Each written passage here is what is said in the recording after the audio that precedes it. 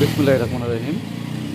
আমরা এই আইপিএসটার একটা নতুন সার্কিট ফিটিং করলাম, ট্রান্সফরমারটা রিওয়াইন্ডিং করেছি, তখন সেটি করবো। এখানে একটা নাতাশা বোর্ড দিয়ে এটা কানেকশন করা হয়েছে।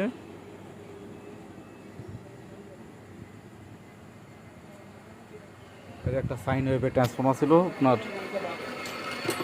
এই ট্রান্সফরমার ছিল, এটা চেঞ্জ করা হয়েছে। একটা চেঞ্জ করে আমরা এই সার্কিটটা লাগাইছি।